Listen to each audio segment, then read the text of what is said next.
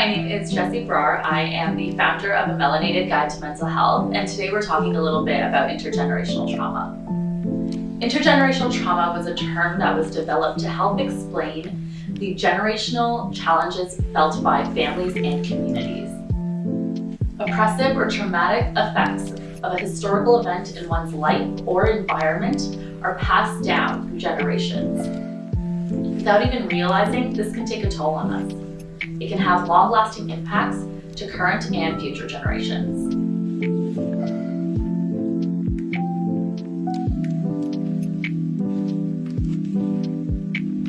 I think for me, I first realized that intergenerational trauma was impacting my life when I was going through my healing journey, and I realized there was a lot of trauma that I was holding on to that wasn't my own.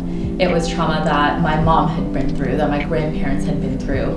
And I realized that in order to heal myself, I also had to heal those parts of them that I had inherited. And so I really had to work on breaking that cycle.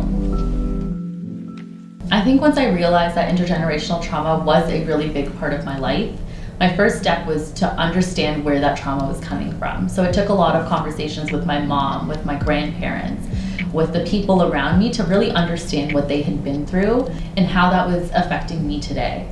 So it really was a lot of learning and conversation and really building that support community as well, because I think one of the biggest things with intergenerational trauma is it spans generations. You can't do it alone. You can't heal from it alone. You need that community. You need support.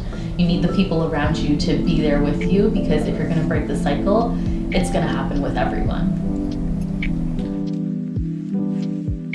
I think when having conversations about intergenerational trauma, the best thing you can do is put into terms that the person who you're talking to can understand. I know for myself, my grandparents grew up in a very different time. So when I'm talking to them about my trauma or the trauma they've experienced, I have to put into words that they're going to resonate with. And it takes time to unravel all of that. But the best thing you can do for yourself is at least start.